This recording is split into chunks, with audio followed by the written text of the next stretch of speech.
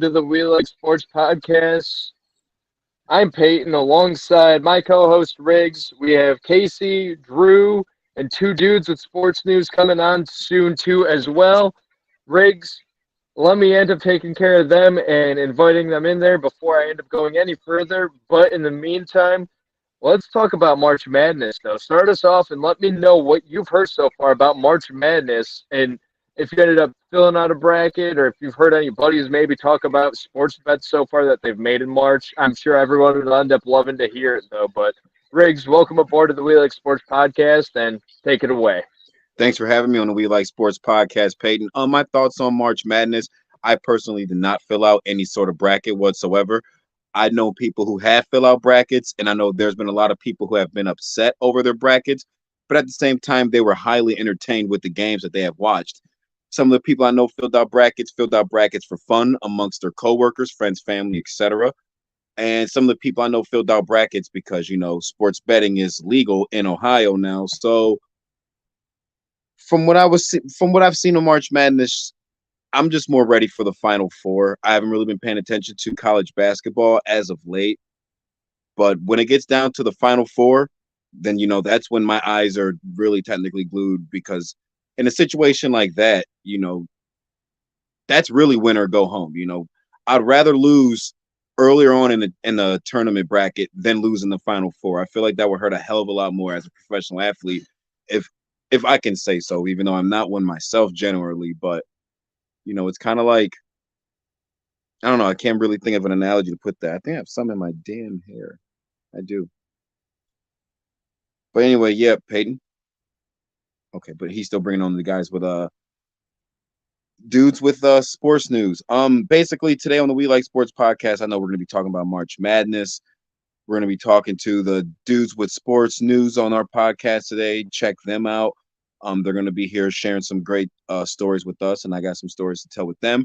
From what I was told by Peyton, that these guys are most likely hockey savants, if I can say that correctly, which, me, myself, not knowing anything about the National Hockey League, I feel more like a sponge. I would like to learn more on this podcast about hockey with these guys on here telling us about that. And I think some of us out here learn about them too.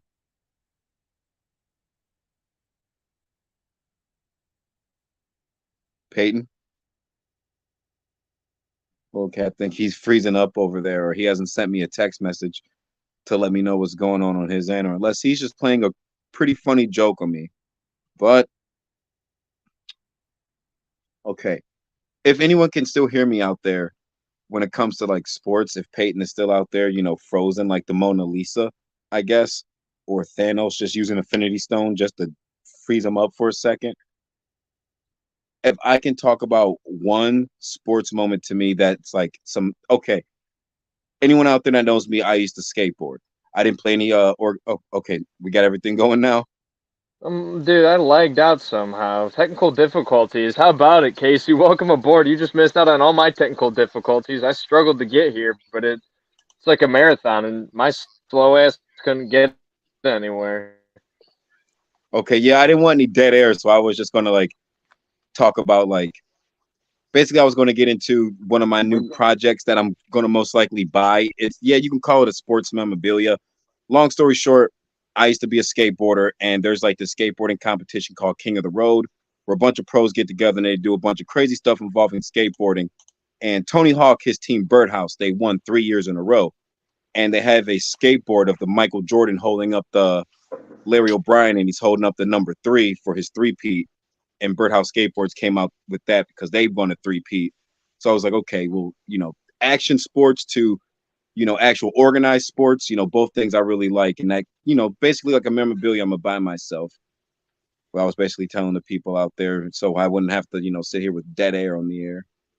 Well, I appreciate you doing what you did. And Ed in Columbus ended up talking to you, too. He said the R stands for rink. Stephen R knows hockey. How's he been, by the way, Stephen R? We need a quick update, and then we'll end up talking some more sports and talk some March Madness and some WBC baseball.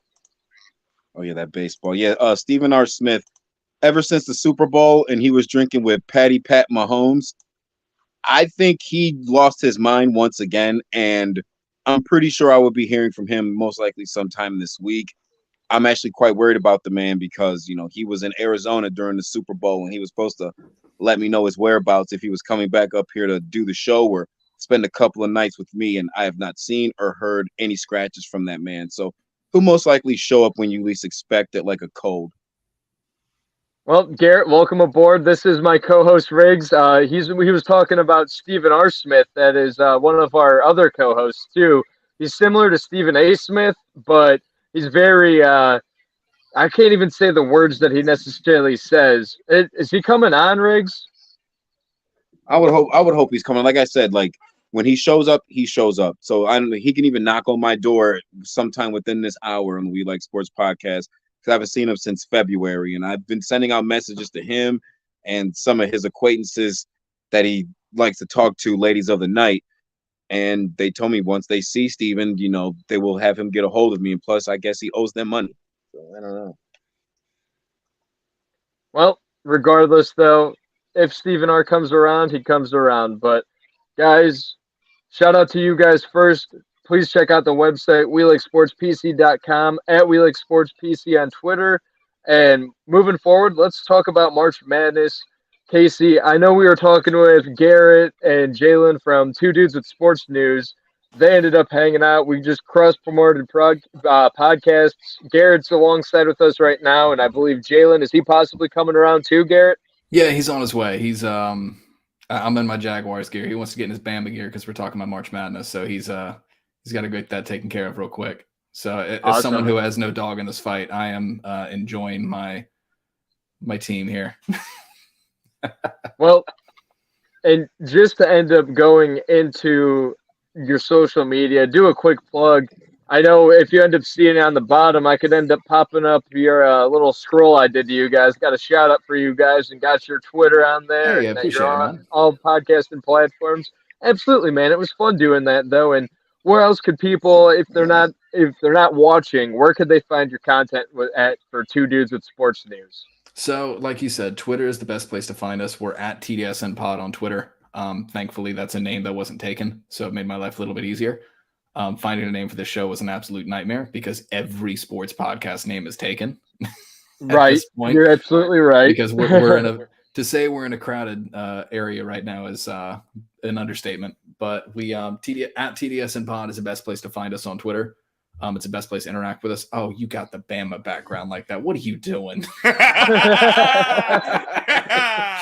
What are you doing? All right. So that's the best place to find us for podcasts and listening to podcasts. We're literally everywhere.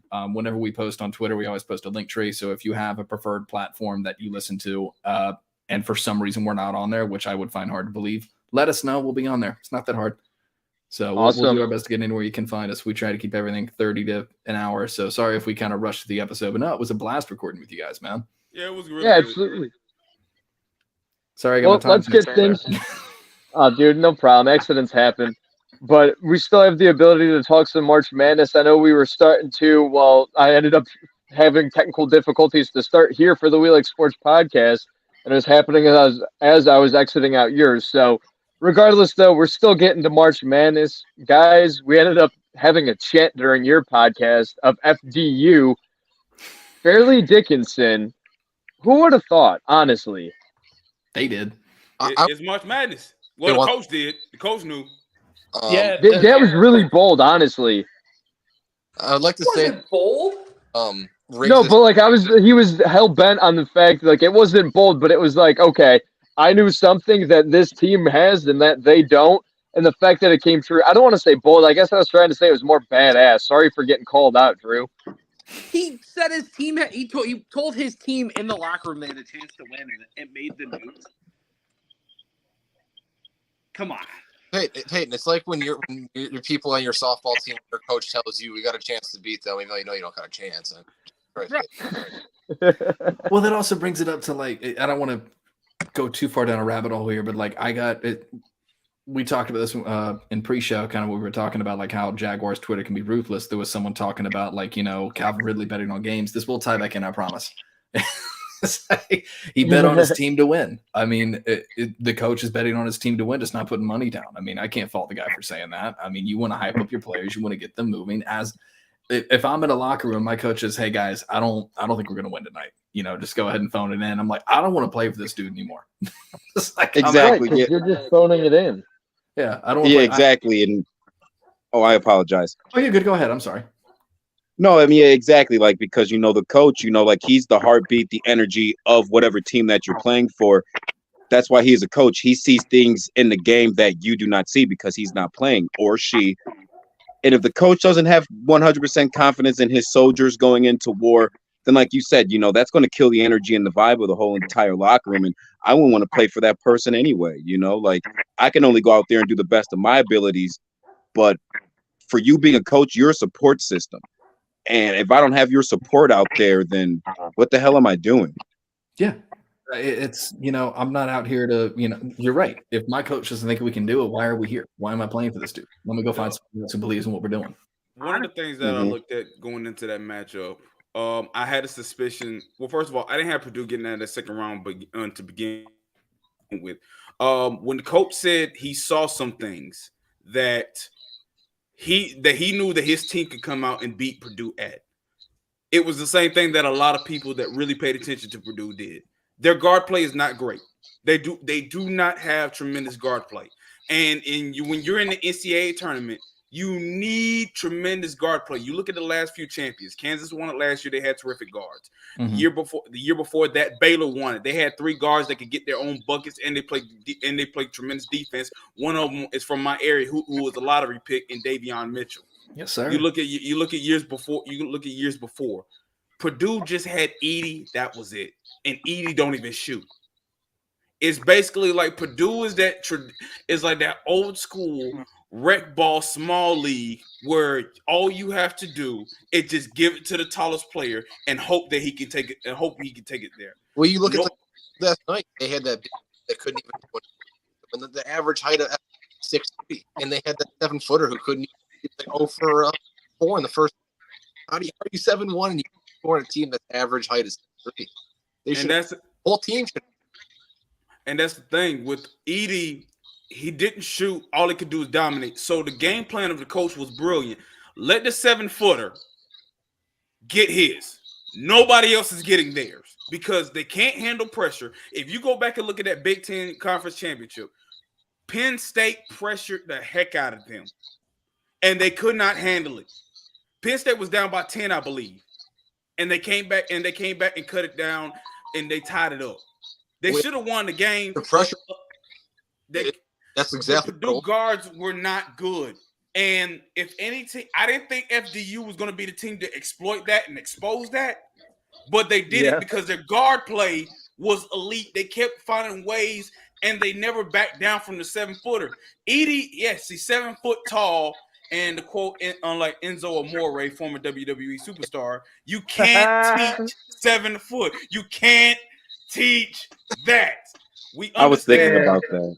We understood that, but at the same time, that makes sense now. I knew it. The FDU chant just all makes sense now. I'm glad I knew that's where you were going with it now. Okay, that was an accident, but like understood. But the thing about Edey, he's a 7-foot giant, but he ain't Jokic. He ain't Embiid. He's not a lottery guy. Dude's just really tall, and he knows how to use his build, and he's tough. So he's gonna get his. But nobody else was going to get theirs. He didn't have nobody else that could count on from the perimeter. And this is a guard-type era of basketball. And if you ain't got the guards to be able to get it, doesn't matter how big your bigs are. But if you ain't got no guards that can make those plays, you're not going to win. I could at least say for college basketball, that's the way like the gameplay is. Now, like in the NBA, you got a bunch of forwards that are ball-heavy. But in college basketball, all you see is just traditional basketball, point guards, shooting guards, handling the ball. You don't see somebody that's 7'4" that's handling the ball dominant type player. It's a whole different game. Right.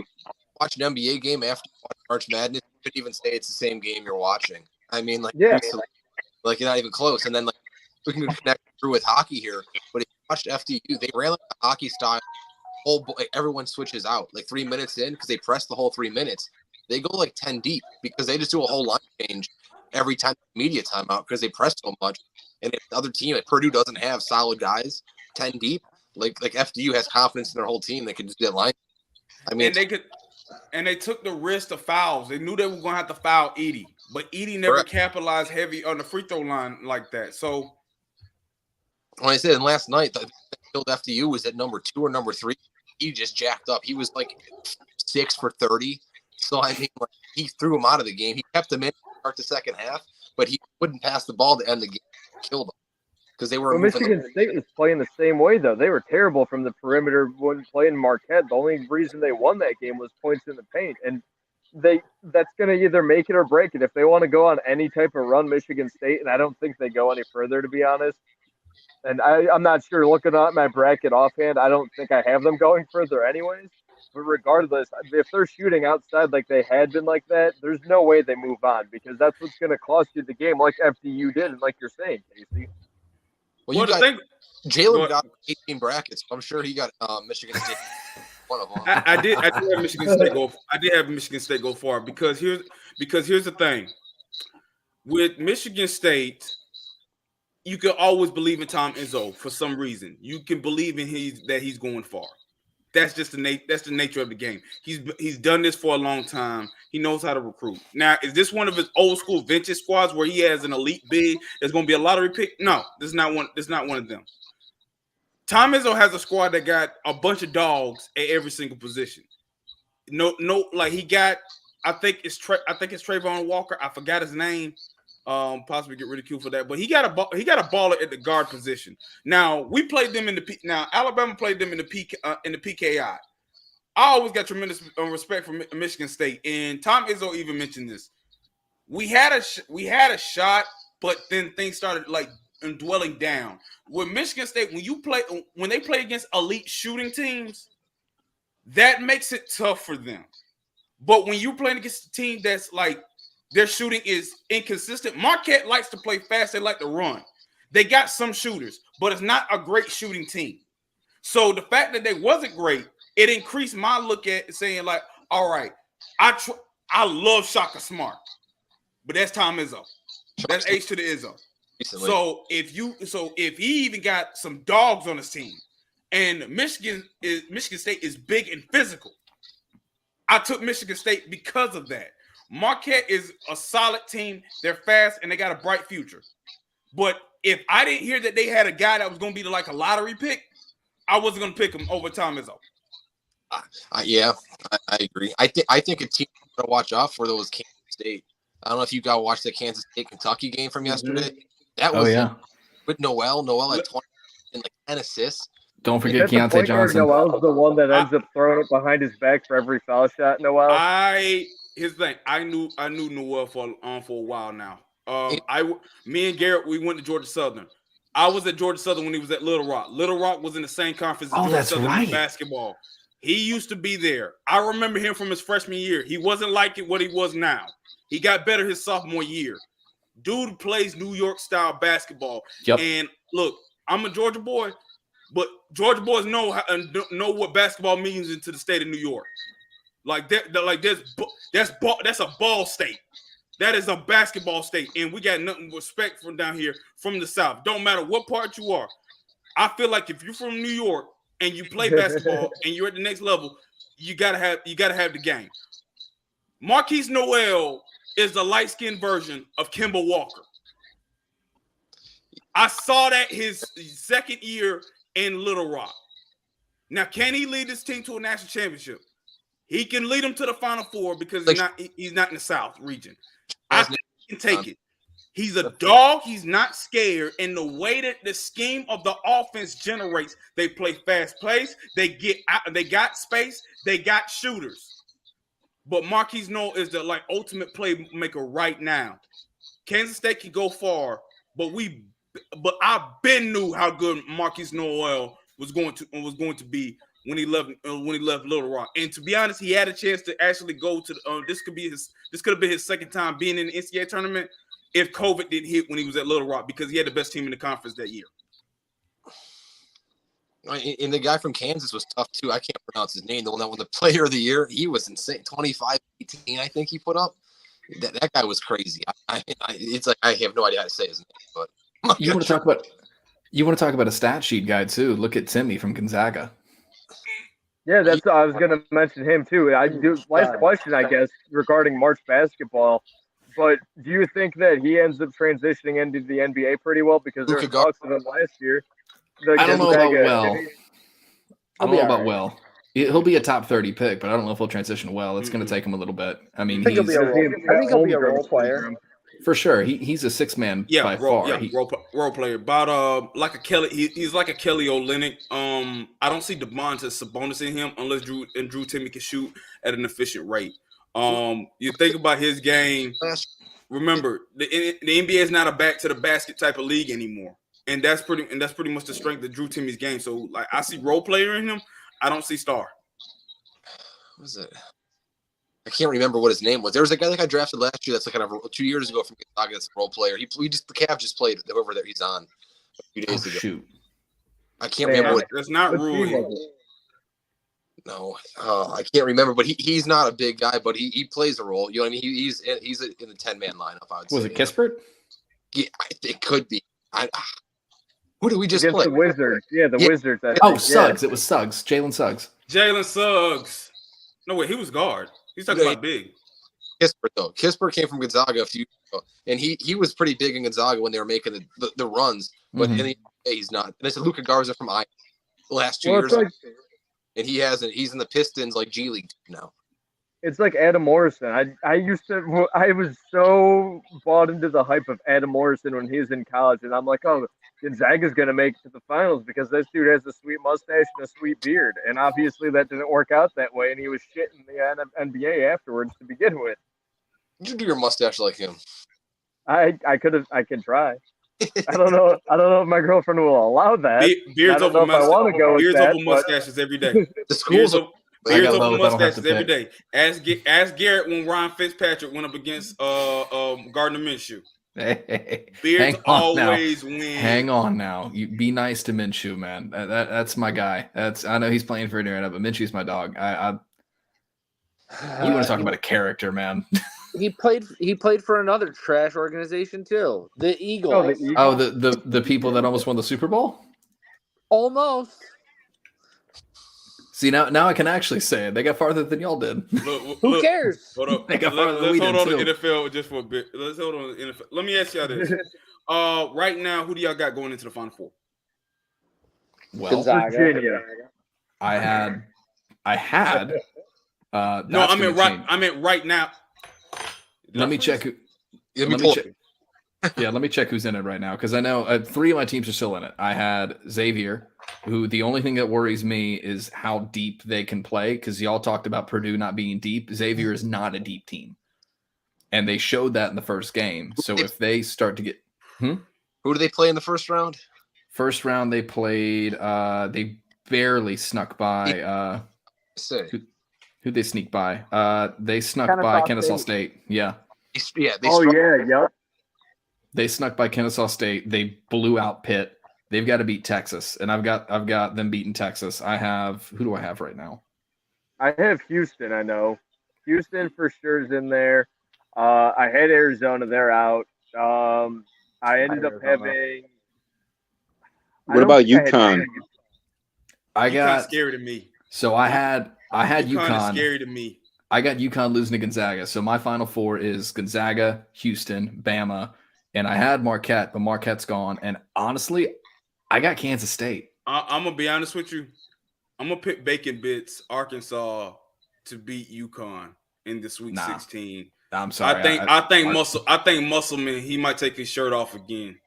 I like. Oh, is that coach? Look, here's the thing. Yeah, I like coach. I like Sanogo from UConn, and UConn beat us by 15 early on in the season because they're big and physical.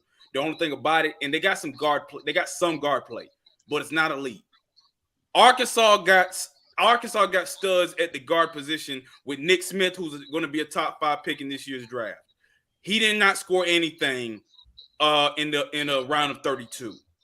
I don't think that's going to happen in UConn against UConn. I think he might get it going. Let's see, Devontae Davis, number 4. He's their best shooter on that team. They can attack. They go deep as far as the bigs. They're not one person's gonna be able to stop Sanogo.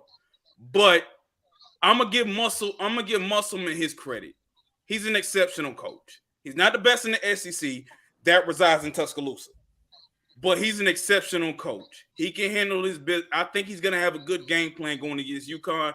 UConn's confidence is high, and they're hot as a team. I'm going to go Arkansas to win that game. As far as them making the Final Four, that I'm not sure because Gonzaga is in that area. But I can see Arkansas beating UConn. I got a surprise one I think that no one's going to put in theirs. I'm thinking Creighton, to be honest. I think Creighton's going to upset Alabama. I think that could happen. I think Creighton could definitely do something because they played really hard yesterday too. And they can shoot the ball. And I think for me, it's Creighton. I'm going to say Kansas State.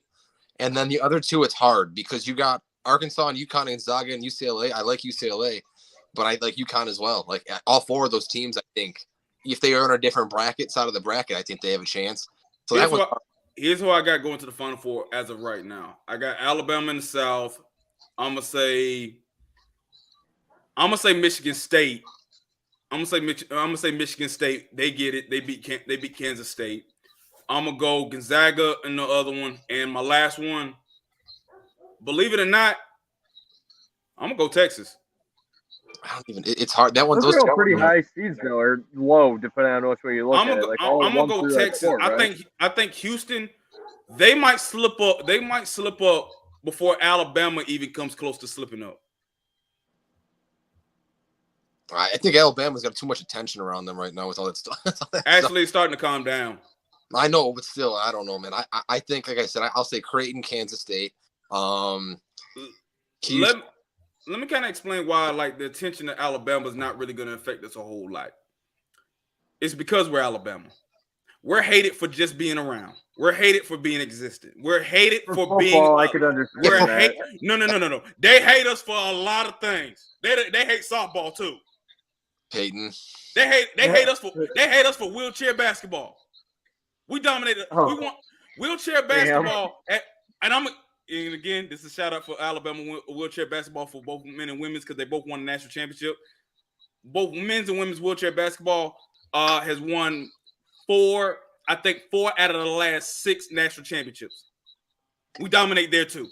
They hate Alabama. Doesn't matter what the sport. We're one of the most hated universities.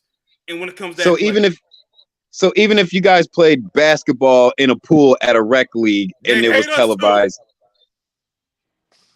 that's hilarious. They hate us too. I guess I only hate your football team. I don't hate anybody else.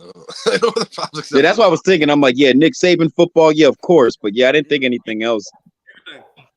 I just don't care about Alabama.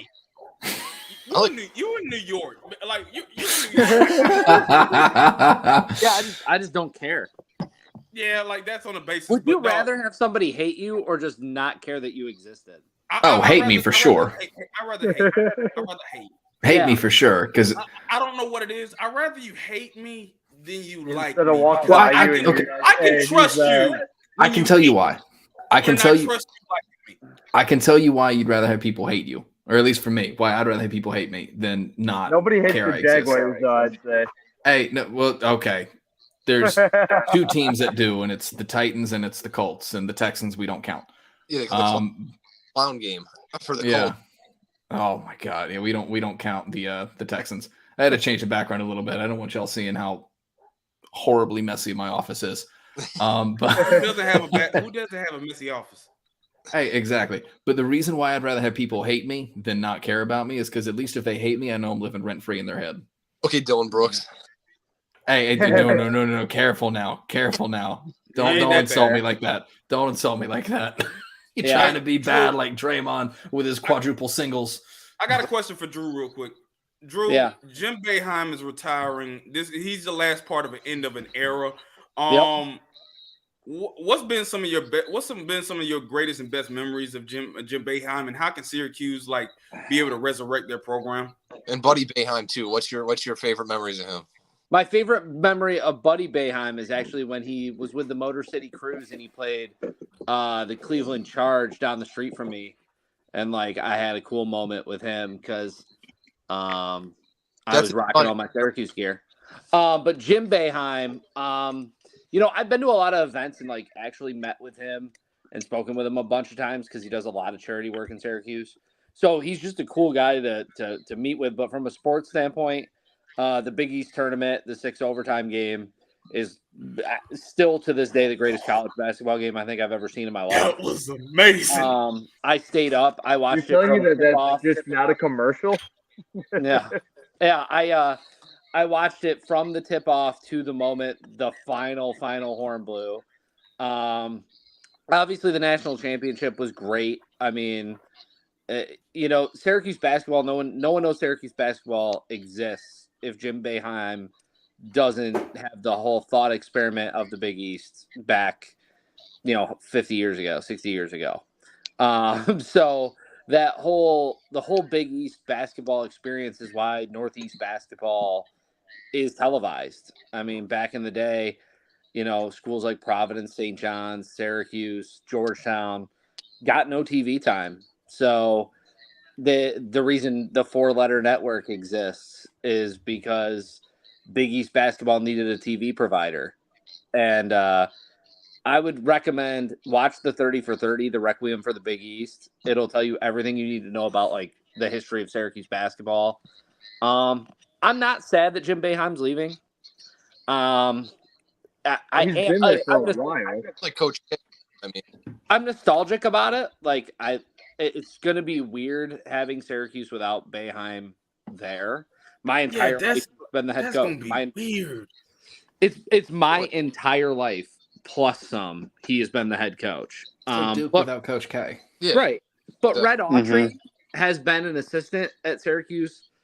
There was like a short stint where he wasn't there, but he played for Syracuse in the 90s, and he's basically been connected to Syracuse since then. So you're talking about a guy with a 30-year history in Syracuse as like the chief assistant head coach after Mike Hopkins left. You've got Jerry McNamara. I think to get back on the map, I think Autry he's already started.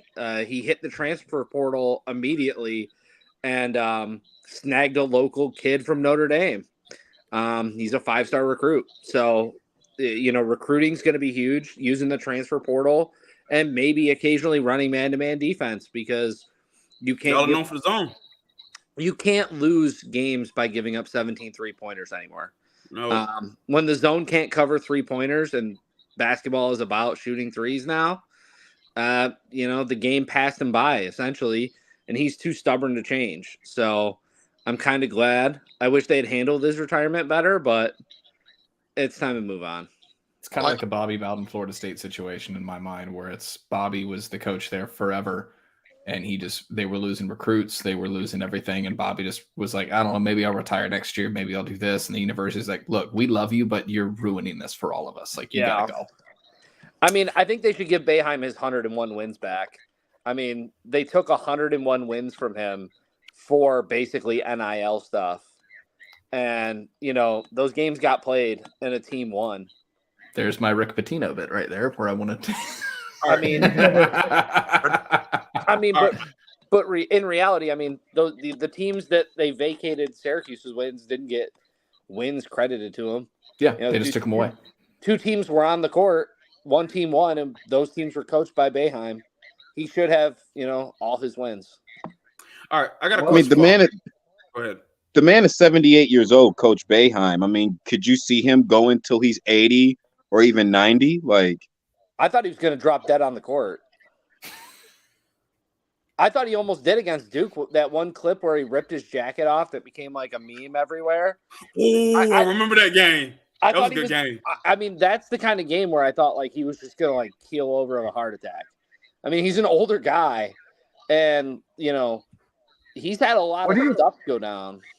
What are your thoughts about him not really getting much of a notice or giving much of a notice? I forgot which way it was, but I know like it was something that was sudden that like everybody in Syracuse, it was not really hinted at though. But like, what would your thoughts be on that, Drew? Because I mean, as a fan too, obviously, because that shocks you, and if you're a college basketball fan, that's all you knew your whole life.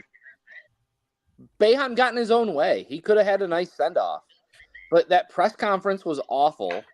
My guess is that press conference was awful because he hadn't had any discussions with the university about how he was going to leave, or whether he was going to leave.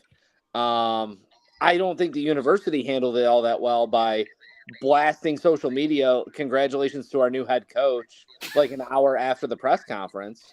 Yeah, they handled that one. That's a bad look. It's a very Jim Boeheim way to go out, right? I mean, if there's a coach that's going to go out that way, it was going to be him. I mean, he wasn't going to do a farewell tour for a year. I mean, Coach K did it, and I kind of hate when that happens. Like, stop doing that. Just, Boeheim went out. They lost. He was like, I'm pissed that we lost. I gave my retirement speech when we did our national championship 20th anniversary event. He goes, nobody caught on that it was a retirement speech except one reporter. He goes, good for them. But Carmelo Anthony was on that team, right? 20 years ago. That's when they won a national championship. Yep. Hockey Moore. Okay, yeah. Hockey Moore, Queth Dwaney, Carmelo Anthony, Jerry McNamara, and Craig Forth were the starting five.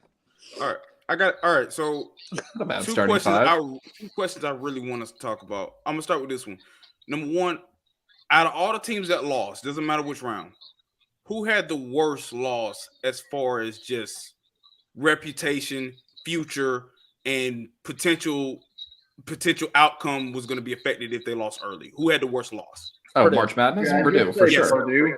Interesting one. Missouri. Missouri's lost to like 215 seeds in the last couple of years, a handful of years. And no one looks at that, but Missouri's lost twice in the last, I think, 3 years to 15. I'm only saying Purdue because they've done it 3 times. Correct. In 3 straight years. I'm going to go Purdue. It was like a 13, a 15, and a 16 they've lost to in 3 straight years. Correct. I think Purdue, other than Purdue, let's say. Yeah. Okay, let's rule out Purdue and do everyone after that. Virginia. Virginia was Greg, bad. I've not watched a single March Madness game because of crazy work schedule, because of March Madness and me building displays. So let's talk next week about that. If you guys remember, I'll answer that question. Arizona sucked just because Arizona. That's the one I was going to say, was Arizona losing to Princeton, and the fact Princeton moved on. That's the one that shook everybody. And Purdue, obviously, that sucked, but... Did y'all see that video of all the kids in the dining hall at Princeton after they won and nobody was doing anything? It just looked like a normal night. They're all just gonna be sitting there. Ivy League. They can't celebrate like regular schools. They have why not? They have to be pristine. They have to be like elegant. They must be professional. They all met in the library and studied real hard. That's the way they celebrated. There was like here's how I felt like Princeton celebrated. They were like, nice little golf clap. Yep. Yeah. All right. Here's mine. Purdue, one thing we understand that we know what they are. You can't trust them. Arizona, same thing. Virginia, that's a whole nother debate. I'm gonna go Kentucky. Here's what I mean by that. Think about the blue blood. Think about the blue bloods that were in the tournament. Kansas lost. Bill Self had health issues. He did not coach. Who knows what would have happened? That's a who knows. We'll let that one slide. Duke, first year with a new head coach. Duke is Duke. Duke is Duke. Like they're I think their future is bright. They're still gonna be able to recruit at a high level with the guy that they got. I hope it's not. North Carolina did not make it. No. So yeah, I think that's the most shocking part is North Carolina, Kentucky, Kansas. Kentucky, North Carolina not making it wouldn't shock me that much. Kentucky, I mean, that was earned. The reason why I say Kentucky. As a kid, I used to like watching Kentucky basketball back in 2009 when they had John Wall and DeMarcus Cousins in that crew. Calipari has had now he's making $8 million a year. It's the one and he's done. got a contract for a long time. That's why. Yes, and he's had a lot of one and dones. He already spoke highly on that. For a long time, Calipari has been the best coach in the SEC. He's had one of the top recruiting classes ever since 2009. He's only had one championship. Mm-hmm. Now he's had set now. I think he's had at least maybe 8, 9 SEC championships, possibly 10. He's had Give a lot. credit on that one. He's had. Think about this. He's had John Wall, DeMarcus Cousins, Brandon Knight, Archie Goodwin, Willie Cauley-Stein, Karl Anthony Towns, the Harrison twins, Alex Poitras, Anthony Davis. Anthony Davis is the one that got him the championship. We'll give him credit.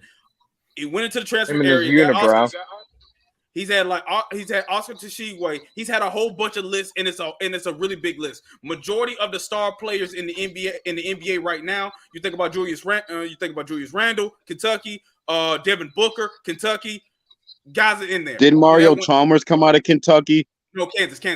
He played for Kansas. Okay. He beat John Calipari in Memphis in that Final Four. Do you know why John Wall went to Kentucky? Don't know. Don't care. So there's actually a wild I was story. going to say that to do the dance. But here's the thing. You think about all of that, and you see how better the SEC has gotten in basketball. Because in years past, Kentucky's been able to overwhelm SEC teams based off their talent. Kentucky got the number 1 recruiting class coming in next year. They got 5 guys, all of them are McDonald's All-Americans. Kentucky is not gonna overwhelm teams in SEC with just talent anymore. Other teams have gotten better in the SEC. You look at the banner behind me. But you look at John Calipari, you're one of the highest paid coaches in the league. Now, the game against Kansas State played better than them. You can't knock them on that one. But you're starting to but a lot of Kentucky fans, the amateur ones, and a lot of national media, eyes are going to be looking at Lexington, because the school cannot fire John Calipari. Not with that buy. No, they can't fire him, but he can leave. And remember, but they're still winning. They're still winning. But because it's Kentucky and you're a blue blood, the expectation is high. It's like Alabama in football. I get what you're saying with that. It's not a common mindset. And because Kentucky has not made it to an Elite 8 since 2019. It's only 3 years though. But that's still not enough. That's still not enough for that fan base. I know how that fan base operates. Well, yeah, the fan base is one thing, but that loss right then and there kind of opens the eyes, because you lost to I forgot who you lost to last year. It was another Cinderella team. It wasn't Oral Roberts. I think it was St. Peter's. I think it was. Hang on, let me pull it up. You lost to St. Peter's last year. It's similar to the Knicks. But the reason why I say it's Kentucky, you had talent. Not this year. You had talent. You had plays. You had players that you can win a national championship with. You could make a deep run with. Dog, think about this. Kentucky, we beat them by 20. We beat them by 27. We beat them by 27. That's Kentucky now. They lost to Ole Miss this year. They've had some bad losses this year. It's the level of inconsistency that Kentucky has had this year, with the talent that they have, and go and pile that on with the level of expectation that John Calipari has had with the Kentucky fan base for years. This loss, I think, was the worst, because they needed to make a deep run to go ahead and put a pause on all this talk. Calipari, I don't think Calipari is going to leave. Now, all that Texas talk, I think Texas is going to go ahead and hire the coach that they got now, because they made it this far. That's just me. But I don't know. I won't be surprised if John Calipari does leave, but I don't see it happening. And I darn sure don't believe Kentucky's going to try to force John Calipari out. But I think Kentucky losing to Kansas State, I think that was a bad loss. It was St. Peter's they lost to in 2022. But just for reference, other than John Wooden, the next most winning coach in the history of Calipari, the NCAA, is Coach K with 5 tournament wins. It's not easy to win. You don't have. We know that. So Kentucky, having one win is more than 90% of the schools in college basketball will ever get. I agree. Well, it's like any MAC school. Look at Kent State, look at Akron, look at Toledo, look at Buffalo. Any team that's moved on from the MAC, it's like Cleveland State. You're not moving much further. Like, if you win, it's a miracle that it is, and that's what you're seeing with Princeton. You're seeing it with FDU.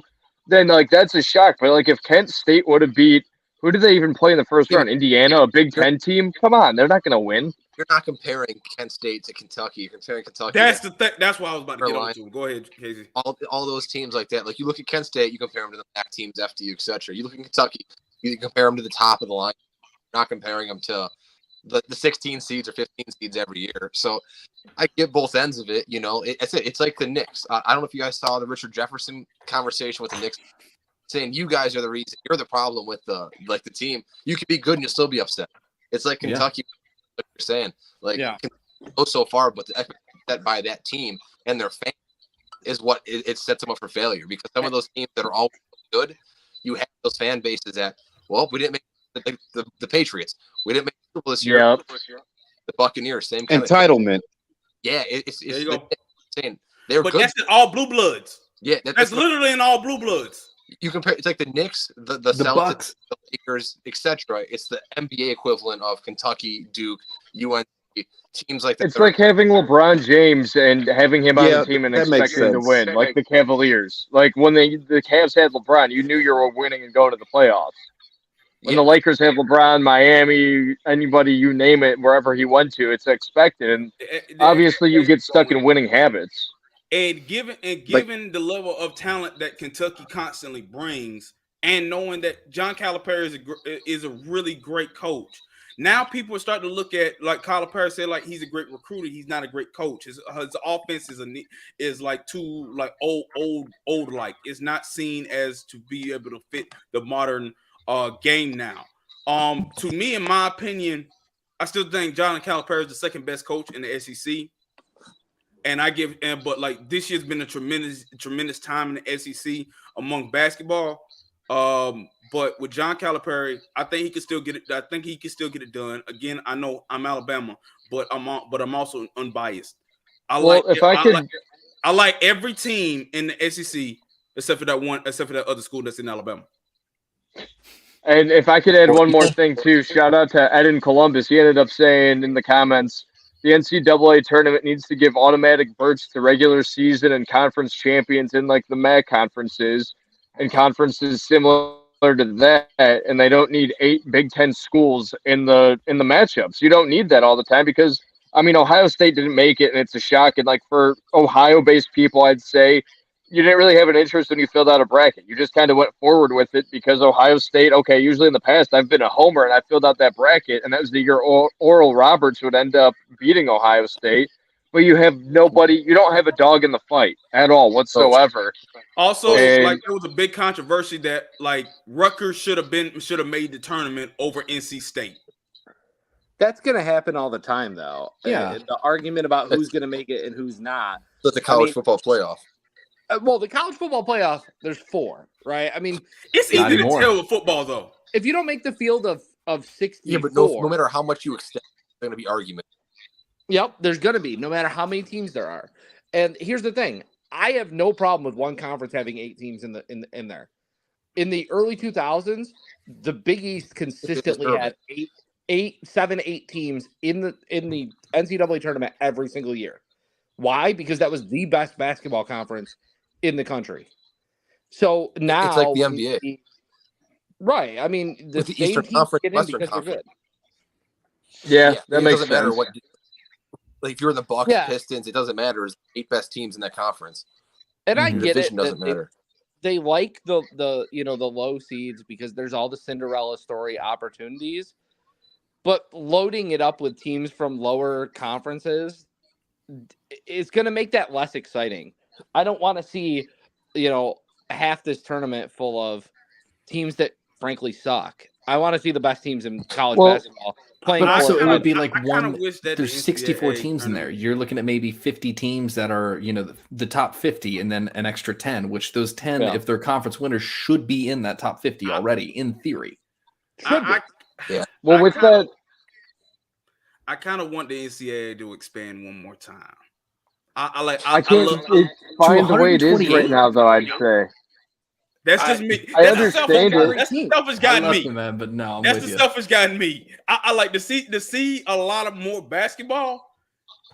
I think playoffs should be selective. I hate leagues expanding playoffs. College football, yeah. College basketball, no. And I'm with you. Football, I understand why you'd want to, though. No, I understand it. After seeing all the exciting games, you want more. Yeah, that's basically. It's not just like to get like just teams that don't deserve to get in. It's not about that. I love March Madness this much, man. It's like you gotta win 6 games to win a national championship, and no game is ever a guarantee outside of the run that like Kentucky had when they had the Doom Squad. Look at Virginia. Like, you didn't end up like there was scientific stats out there about Fremont or Furman, sorry, but there's scientific stats with that, and I was not surprised Furman won that game because Virginia didn't have a lottery pick. They didn't have nobody on that team said like, oh, like Furman can't stop him. They actually had guys on that team that I felt like Furman could stop. But I get what you're saying. You're a big lottery pick. I mean, Ed just commented again that the playing games are stupid. I agree. I think expanding it to have playing games was dumb. 64. It's like Pittsburgh. The fact that was a play-in game too against Iowa State. That wasn't worth watching. You're in an 11. I am so tired of let's expand playoffs so the regular season becomes less and less meaningful, so that we can jack up ratings for our postseason. Okay, so a 16 I don't mind, but the 11 seed should be in. Yeah, like the whole entire Pittsburgh Iowa State game, the fact that it was a play-in game and that game was absolutely a runaway by Pittsburgh. It made no sense. The 11 seed should be in, a 16 seed. I just like watching March Madness because I like watching March Madness in like the tournaments and stuff because it just it really means more every game. Because if you want playing games, the playing game should be for the 16 seed. They should be teams that barely made it. Yeah, that's what I was saying. If you win, you become the 11th seed. That's insane. You become a higher seed because you barely made it. It's just I'm just saying Iowa State. Iowa State should have been a 16 seed. You're telling me Iowa State better than all those 16 seeds then? Like they didn't make it because they didn't feel 11, but they wouldn't be better than a 16 or 15? Yeah, adding in the playing game just added more controversy to how they seed things. Like the 64 teams, put them in a bracket, end of story. But now you're saying you have to win 7 games, but if you win the first one, we're going to pop you in as an 11 seed. But I saw something that with the playing game, it's supposed to be, and this is a bad reference, and I'm going to take it for the truth, though. It was on TikTok, but they were saying that the breakdown with the schools for the playing games, that they make a certain amount of money for your playing games. So you're making $30K that playing game, and if you end up winning like a FDU situation, you move on, you're multiplying your money extremely because you weren't expected to go move on and advance your program. So you're playing more games, so you're guaranteeing your money in the end. I mean, I'm not saying the school shouldn't play the playing game if they get offered. Casey, I see where you're going. I'm with you on this. Go ahead, man.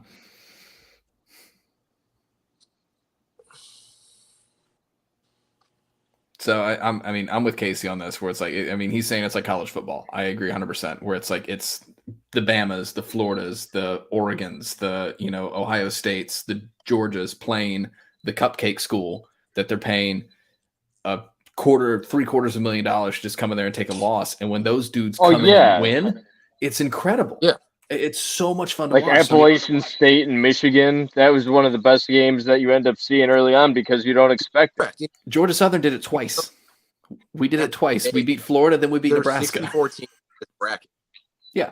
Well, yeah, there's 64 teams in that bracket, but you could pick 10 at the beginning of the March Madness before the season, like the tournament starts. And those 10 teams, I'll bet you half of them are probably going to be, or one of them will win the championship. Like you could have 85 teams in that tournament, and it'll still just show you only 10 teams could actually make it through all the way. Like there's some upsets here, and like they have been, but at the end of the day, no matter how many games you have, those 10 teams will rise. One of those 10 teams will rise and win the championship. Yeah. Well, guys, just want to take a quick break. Just want to take a quick break here and give a shout out to our friends from the Snooze You Lose podcast at Uncle Joe the Black Bookie on Twitter, at the Black Bookie on Twitter. I'm sorry. But Uncle Joe will end up helping you with any single game locks for the Snooze You Lose podcast, any sports betting needs. Make sure to check him out. And another quick thank you to the two dudes with Sports News Podcast. Guys, thanks for tuning in. Let's keep on talking March. We'll do one more thing to wrap up March, and then we'll head to the one question related to the WBC. And it involves a former MLB player, and then we'll wrap things up. But guys, for March Madness, what are your final thoughts, I guess, going into this last couple segments that we have left here? I'll go first on this one. I'm going to focus on my Tide. Look, I understand there's going to be a whole lot of attention with us. And also, really encourage a lot of people to check out the latest article that was on the Tuscaloosa Patch. Actually, that was some of the most tremendous investigative journalism that you have seen in a long time, which you don't see a whole lot of in this society that we're in. Check it out. It gives more details on the whole situation. Still prayers and thoughts out to the family of Jamea Harris. But I see, look, everybody knows when Alabama's at their best, you're not beating. When they're playing at their best, you're not beating. It's not just Brandon Miller. It's Javon Quinterly. It's Mark Sears. It's Jaden Bradley. It's Charles Bedianco, the way he's playing defense right now. It's Noah Clowney when he shows up, which is almost every game. It's whoever comes off the bench because we got some All-Americans on this team. We got playmakers. Nate Oates and his coaching staff has been tremendous. Also, shout out to Charlie Henry, who's going to be the new head coach of Georgia Southern men's basketball. The way Alabama's playing right now. I know this is random. Didn't Avery Bradley, didn't he play for Alabama? He coached for us. He coached. Damn, I knew it was something like Texas. that. Okay. Yeah. He coached for us before we got him before we got Nate Oates. The way Alabama is playing the last. Did I say Avery Bradley? Yeah, you said Avery Bradley. I'm like, that's a Texas guy. Oh God. Yeah, I know what you. I know what you meant, Avery Johnson. San Antonio Spurs. Yeah. The way that we're playing right now, we're playing with a chip on our shoulder. We know the hate is coming. But again, like I mentioned before, we're Alabama. We're used to it. Once you wear the jersey, you're gonna be hated for it. It doesn't matter what the reason is going to be. The best thing you to do is give them a reason on the court. Don't give them a reason off the court. So, but like going back to basketball, the way we're playing right now, the way we're able to generate, and the focus and the mentality that this team has, and the leaders that we got. We can make a run. San Diego State is going to be tough as nails. They're a bunch of seniors. They've held the last 2 times that they played. They've held teams to their lowest scoring percentage. But literally any game that you want to play with this team, Alabama can play it. You want to play slow, bet. You want to play low scoring, bet. You want to play fast, bet. You want to play big, bet. You want to play small, bet. The way we're playing right now, I'm not gonna look past San Diego State. I refuse to do that in the March Madness. But we can, but I believe we're gonna beat them. I think Gonzaga sees you at the end. We'll see. Drew, what are your thoughts on March, and then Casey, and then Riggs, and then we'll go to the WBC. The end of March Madness coming up. So I just hope UConn loses. They're the only team I actually care about left, and I hate them, so I hope they lose. Old school Big East opponent. Yeah, it's 8 on the dot, and Georgetown still sucks. So I hope UConn loses, and then honestly, I'm kind of with Casey, like Creighton. I'm kind of excited. I kind of want to see them do good. Gonzaga, I like. But honestly, for betting purposes, I hope every underdog wins from now on because I'm just smashing underdogs all day long until I get my money back from losing on Arizona. Princeton by 90 every game. Let's do it. Bingo. Let's do it. My thoughts on March Madness, even though I haven't been paying attention as of late, but I will start this week. I wish every single one of those athletes nothing but the best. I know they work their ass off. They play hard. Because some of those athletes, they won't even get picked to be played at a professional level. So I hope they leave it all out on the court, and I hope they're healthy, and I hope they have great backup plans. And for the ones that do get drafted in the NBA later on in their future or whatnot, just hope you got the legs for it. And I wish any team the best of luck because I don't have a dog in this fight when it comes to March Madness. But to those athletes, nothing but the best. Stay healthy. Casey? I'm saying, like I said, I want Creighton to do something because, like I said, I don't want the team. I'm not a big fan of Xavier, to be honest with you. I want Creighton or a team that's not really expected to win because that's the fun part of it. Because, like I said, I'd be shocked if a team that wasn't one of those top 10 that you thought would make it. Plus, I have some money on Creighton, so I wouldn't mind if Creighton won. Sports betting in Ohio changes everything.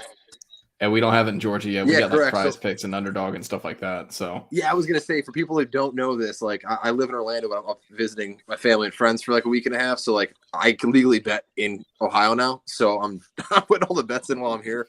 Like getting all that free make money, that money. From FanDuel. I used to do that in New York before Ohio had it. Yeah, so it sucks. So, like I enjoy it. It's so more. much easier now.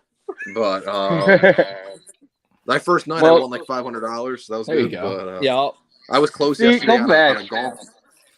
I was going home like, why are you home? Oh, I just want to visit you. Don't worry, I missed you guys. I was like, hey, I just wanted $500. I had a parlay yesterday for you. I'm like, nah, I'll come see you.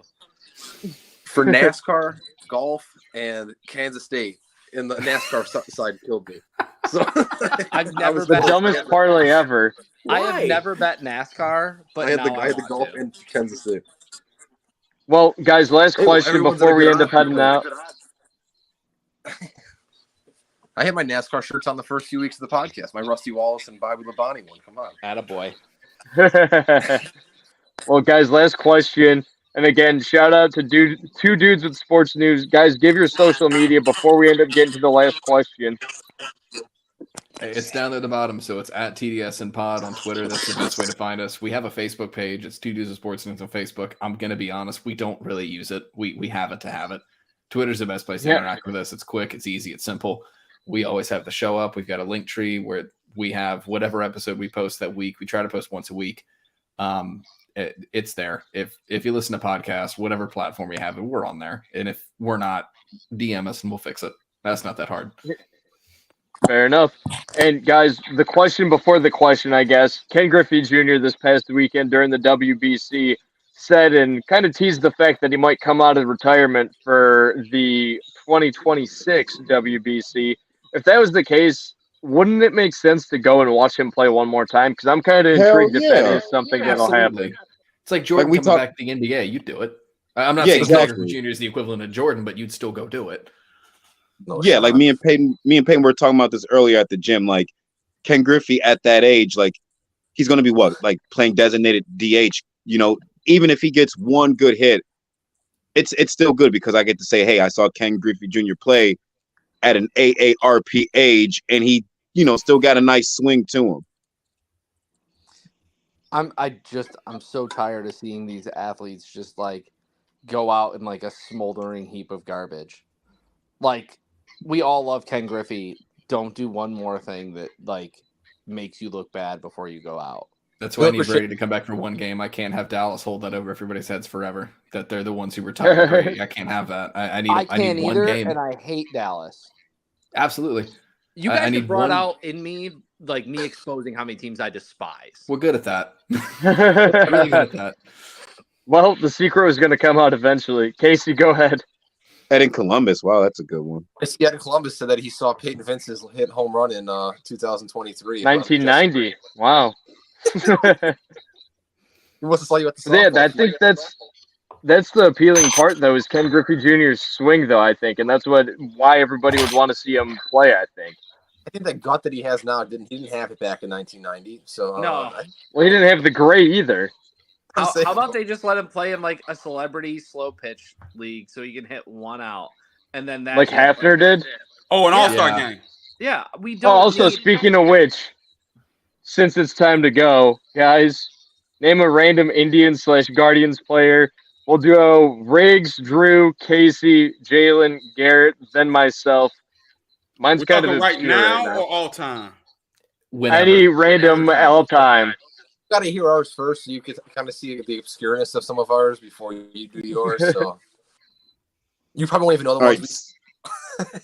So I'm just naming just a random Indian/Guardians player just to name one. Yep, and since Jalen and Garrett are in Georgia, yours should be obscured too because you're from Cleveland. Okay, the first person that's coming to mind, Michael Bourne. I feel like that's obscure to them. That's fair. I got a good one. Don't worry. All right, my turn. Drew, then Casey. Yeah. Maybe the worst player I've ever heard of, Frank Herman, with 2 R's and 2 N's. He's like the worst relief pitcher. All right, I'm going to give you a photo of the person and see if you guess it before I say the name. Oh man. No, that's not Aubrey Huff. It looks like him though. Corey Kluber? No, that's not Kluber. 2015. 2015. What position? He hit 217 in 94 games. Brandon Moss. Ryan Rayburn? Oh, DH. All Came from the right. Cardinals. Jalen, go ahead. Then Garrett. I'm gonna go Rajay Davis. Okay. Yeah, I still remember when they went up against the Chicago Cubs in the World Series. Oh my I God. still remember Joe Buck in Game 7 hitting Rajay Davis hitting that home run to left field and just like I think he either cut the lead, took the lead, or like tied it up. Like Yeah, and then we had some crappy rain delay that really wasn't even hard rain, and then some team broke an 108-year curse on my team's mound, which sucked. And people say, "Oh, well, the Cavs broke a 52-year curse in California." I don't care. I wanted my cake and I wanted to eat it too in the year 2016. I wanted the Cavs to win. We won. I wanted the World Series, and we didn't get that. I'm sorry. And that's that speaking hurts. from all of us too, probably. We are bitter still, no matter what. That was bullshit. That's how I feel about that. Just seeing Jason Kipnis watch them celebrate, like I felt so hurt just looking at Kipnis's face. Watching how. Hey, that was a fun World Series. There was so many. It was in that one. It was amazing left and right. But yeah, I had to go Rajay Davis. I was overseas when that started, and I come back, and it's like, oh, the Mets and the Cubs and the Royals are all in the playoffs. MLB. I'm like, what year is it?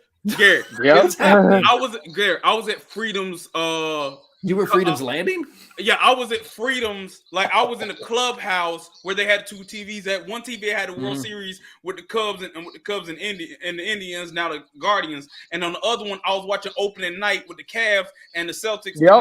The night where Gordon Hayward broke his leg. Yep. Yeah, that was damn what a crazy night in the city it was. Yep. As a Celtics fan, I was watching both at the same time, man. That was hard. Garrett, name your random Indians player. Oh, so here's one that nobody thinks about. He's a player everyone knows, but nobody thinks about it. I gotta go with Johnny Damon because he did. I swear to goodness, that was my first one. He did in his career in Cleveland. Yeah, he had nice hair. It's like we'll go with this one. His career with you guys, and we had Damon and our career too. So. There's this one, and this one is I don't know how many people will remember him, and I might have used him before. No, not him. I can't tell who that is, but I'm thinking David Risky. Derek Lowe was one of the guys I liked back in the day. Okay. Derek Lowe? Yeah, the sinker baller? He played half the season with us. I'm going to buy his shirt. I remember that. Or Casey Kochman. Shout out to Casey. Casey Kochman shirt. Don't worry.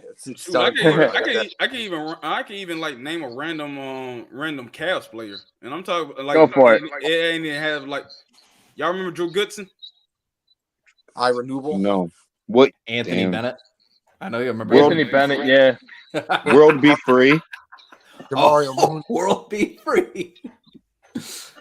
Okay. Is it wrong to say Delonte West? Well, it depends who you're asking. I mean, there's always the joke. I don't want to go any further with it.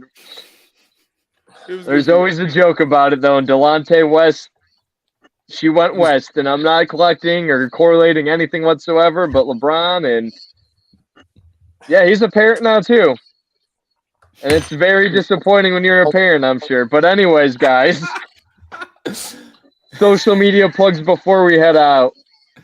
Again, at TDS and Pod on Twitter. That's the best place to find us. I think I got Jalen. I definitely got Jalen on that one. You got him on that. Yep. There it is. What the hell did I miss? It was the Delonte West joke. He knows he even is. That was good. Right here. Yeah. TDS and Pod on Twitter. Yeah. Riggs, you're going to have to do your research if you don't know. Wait, because it was about LeBron. It was about the LeBron situation. It's like I heard that joke before Peyton said, but I don't know. I missed something because I was like thinking of something to say, and then LeBron James went south because LeBron James' mom went west. Yes, exactly. Yeah, that was where we were going with it, and I was trying to at least be cordial with it and not go blunt and go between the lines. But that time I did. I had no choice. Stephen R. Smith told me to tell you guys to follow him at Stephen R15 at Twitter. I believe that's his handle. I should be getting some more words from him throughout the week. What? Stephen R. Smith 15. Yes, that is his. Yeah, yep. Yep, that is his Twitter handle. R. Smith. And I am LeConte Deshaun on Facebook, also of the We Like Sportz Podcast. And I will be sharing this and all of our other content of the We Like Sportz Podcast on my personal Facebook account, because what you see is what you get, baby. There you go. Jalen and Casey, finish it out. All right, real quick. At NXT.com, I think. The realest one in the room, I think. Wait, did he say NXT? Yeah. Yeah, it's Enzo and Big Cass. What are you talking about? Enzo and Big Cass at Enzo and Big Cass. Hey, okay, so but yeah, my handles at the bottom. It's at the Prince Boy 52. Like about the same as the Instagram. Like I post a lot of articles for Tide 100.9 and WVUA 23 down here in Tuscaloosa, Alabama. I covered the Tide. I cover high school sports. My teams. It's not a lot of teams. It's a lot of mixture of it. But I just do my thing. I love what I do, and I do what I love. That's like that, and that's the bottom line. He does a lot of Costo Code says so. He does a lot of his stuff. Yeah, he does a lot of his stuff from his personal page. I run our show account, which if you ever see any Jaguars game, it's very apparent who runs that account. Okay, so let me get this right. So Casey, Riggs, and Peyton, y'all are all Cleveland fans, right? Yep. Hell yeah. Well, I'm divorced from the Cleveland Browns at the moment. Okay, there's a couple reasons for that. I was about to ask that. I was about to ask, like, what's your expectation for the Browns coming this season? I don't. Yeah, I can't right now. It's been about almost a year with my divorce. Well, I did see they signed Josh Dobbs. 1 year. The legend.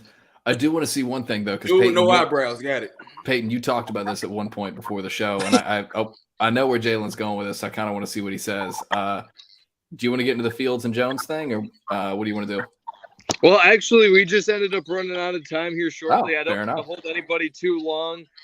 I got to watch Monday Night Raw and go to sleep. We'll definitely have to have you guys pop in, and we'll end up getting into the debate. I might change up the question a little bit, too, with two other quarterbacks. Not just Justin Fields, but now that I know a little bit of history, we can have a discussion for probably 20 minutes. I know it's coming. Yep, you know exactly where it's going. I know it's coming. Prepared. Well, I hope you guys be safe and have a good one, guys. Definitely, man. We appreciate having us on. Yeah. Have a good one, guys, and thank you for tuning into the We Like Sportz podcast at We Like Sportz PC, WeLikeSportsPC.com for the latest We Like Sportz articles, and we'll see you guys next week. And make sure to listen on all streaming platforms, all podcast platforms. Subscribe, like, and share, and follow along for the journey. And Garrett, Jalen, thanks, guys, once again. Drew, Casey, it's been a marathon, but it's been fun today, boys. Yes, we appreciate it, guys.